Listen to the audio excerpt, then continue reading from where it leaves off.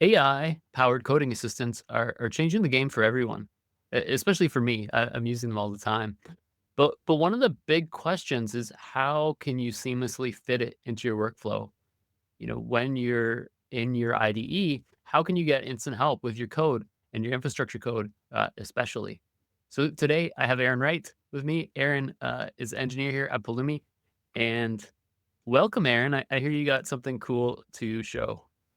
Yes, I'm so excited to be talking to you today about a new extension that we have for VS Code that provides the Pulumi Copilot right there in the IDE. The cool thing about it is all the context it has when I use it. I'm sure we'll see more as your demo goes, but I've found it to be super helpful.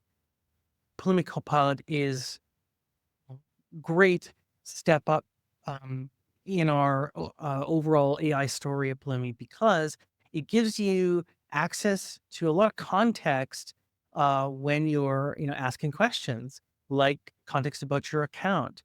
Um, Now we extend that further by bringing it right into your development tool so that you can ask questions about your code too.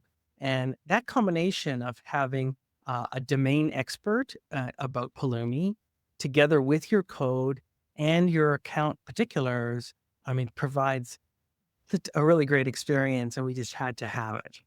Let me Yeah. see what can it do that I couldn't do before. So what I've done first is just installed the Copilot extension. This is a part of the Pulumi extension that is already in the marketplace. And if you have the Pulumi extension or install it, it'll automatically install the Copilot extension. The Copilot extension is a part of GitHub Copilot. So it serves as what's called a chat participant, which lets you actually include it in conversations. So let's actually go into a project and start to use it to solve, real problems. Here I have a Pulumi project open. It's a Pulumi program written in TypeScript that deploys a Kubernetes deployment, deploys an Nginx component. I'm going to open Copilot, and this is the GitHub Copilot experience. What I'm going to do is use what's called a chat participant. We click these little @ signs. You can see there's these are like specialists or agents that you can talk to in addition to the core Copilot. I So didn't know there was so many of them at terminal. Wow, it's interesting. yes, for example, the workspace one, what language is project? Just ask that as a question. And that's a way of asking the VS Code workspace itself a question. That's cool. I have to be So, honest, I mainly use Copilot for like the suggested things in the editor. So this is all new to me, but I love it. right, I mean, it's all really amazing stuff. So let's go ahead and actually talk to Pulumi now. What I'm going to do is just say, who am I? Now, what's going to happen is the Copilot extension will ask you which organization that you want to have a conversation about.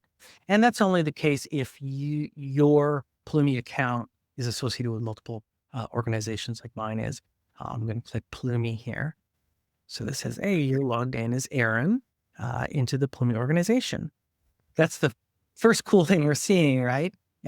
Here we're actually not just asking general questions to a language model, we're actually asking questions that understand your Pulumi environment. Yeah, and I mean, I think we'll see why that's useful. But when we're talking about infrastructure, like it's running somewhere, and your cloud account actually knows where you're deploying these things. So I can see why, connecting those dots and knowing who you are and what your org is gonna enable some stuff. So let's ask Pulumi Copilot a question. We're still talking to the Pulumi participant, and we say, explain with this. Well, when I ask a question like that, you can kind of see at the bottom that it's actually attached the index TS file as part of the question. And that happened because of what file I'm in. See, if I scroll around, it automatically changes. So let's go ahead and ask that question. There we go. So this is Pulumi Copilot giving you a sense of what your Pulumi program is doing. You can even ask questions about little snippets, like I might say, this line. This allows part two Pulumi program or other modules to access the name of the deployment. Yeah. We can do other things too. For example, we might say, convert this to Terraform code. This is convenient because oftentimes I would go to the Copilot and be copying in my code, right? Like in the browser, I'm on app.pulumi.com, and now I can kind of skip that step. It knows what code did it, like what context to send along. So let's actually use it to generate some code. Generate a Kubernetes namespace. The cool thing is, you could ask just the regular GitHub Copilot this, but it doesn't have the domain knowledge that Pulumi Copilot does. Is that right? It's true. Especially when you're asking like open-ended questions, like you might say, explain something about Kubernetes. Well, you ask Pulumi Copilot, it will tend to answer those questions in a way that you can just apply the knowledge right to that Pulumi program you're writing. Let's show a little bit more about code generation. So you see here, I've asked Pulumi Copilot to generate some Pulumi code to create a Kubernetes namespace. Now I've just, I can paste this into new files and things like that. But here I just pasted it into my existing program. Now, let's just use other parts of the Pulumi extension to actually run this program right in the IDE. This is another capability that we just delivered sometime last year. So let's set a breakpoint here. Yeah, we're going to go and launch this in a debugger. We'll just click run and debug. And there we go. We are stepping through a Pulumi program. That's awesome. And you can see, the call stack. I mean, that's like something I always missed, right? This is the beauty of, now our infrastructure is in code. And with code, you can step through and you can look at the debugger. You have breakpoints and check when this value changed. It's surprisingly useful. I couldn't agree more. That's what I love about this whole experience now is just you're getting the best of Pulumi right here in VS Code. You're getting access to Copilot and our AI tools. You're getting the whole debug experience now. It's really amazing. What else can we ask the Pulumi Copilot? The Pulumi Copilot brings together local files, account context, and subject matter, expertise. I think we saw a little bit of questions about, your account. Like maybe we can ask another account question. Do I have AWS clusters? Good question. It's a great question because I never want to accidentally have a cluster running somewhere they don't know about. Like that's a good idea. Yeah, exactly. So this is using Pulumi's knowledge of the deployed stacks that you have in your account. And in this case, answering the question that we have got a few EKS clusters in our test environments. Yeah. So it's super cool because, it's connecting these dots. Like here's your code of this, cluster you could deploy, but also we can ask questions about the other ones that we have running. I love that. Oh, that's actually a great idea. Let's see if we can ask the question of, hey, is this project deployed anywhere? Yeah. If this project shows. So how does that work? Like assuming that's going to work, like how can it even tell? Well, this project context is being made available to it. So it's looking through the stacks and deployments resources of your account. And if we match something, we'll hopefully get some notice of it. Last update in 2019. Wow. So this plugin is integrated into, as I mentioned, our larger plugin. And so it uses your accounts, the sort of a unified sign in there. So it should be easy to get started with. We just launched this in the marketplace. So we're anxious for feedback. This is, in preview. And I suppose I should maybe mention, just bear in mind the terms of service of Copilots like this. They are sending snippets of your code, to them, as you might expect by them being attached to these messages. But people should be, understanding that. So what are there things we hope to have in the future? Yes. Oh, actually, the ability to go from generating code into full projects is something that we want to deliver soon. So when you do get those code snippets, being able to maybe click a button and actually have a whole project open up that has the project JSON file, so you can manifest things like that. That's, I think, one area we're going to go into next. Yeah, that would be super cool. And then I guess like the other thing I wanted to ask you, maybe just personal interest, is like I know you worked on this extension, you worked on that debugging one as well. Like if people want to get into building VS Code extensions, I don't know what's the tricky parts, or like any advice. And then also, how are you using AI in your development workflow? Well, I mean, on that last point, it just seems to be more and more natural. Obviously, I'm using it every day in VS Code, and I just absolutely love this IDE. So and it has every day seemingly new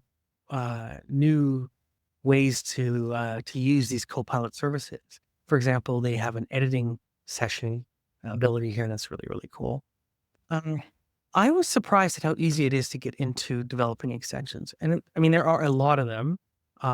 So there's a lot of examples online to learn from. You use TypeScript to write them by and large. And it just, in my experience, has been pretty easy to get into. Uh, this Copilot extension, though, has been a blast because it's based on a new API in VS Code called the Chat Extension API. Ah, This makes it pretty easy for to introduce these, participants. So, like we see here, each of these participants we see mhm. are being provided by extensions, and it's relatively easy to declare in your extension that you provide a participant. And how it works is when the user sends a message to your extension or your participant, you're able to generate a streaming response of any combination of markdown, buttons.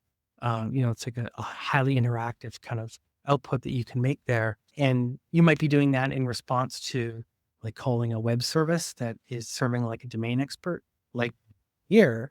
But extensions could also leverage LLMs within the extension itself. So, for example, you can pre-process the input that's come to your extension and ask the language model, what is the user intending to do here? And then maybe using that uh, in service of calling to web APIs. Are you saying like this GPT 4.0 and that drop down, like you can talk to that? Yes.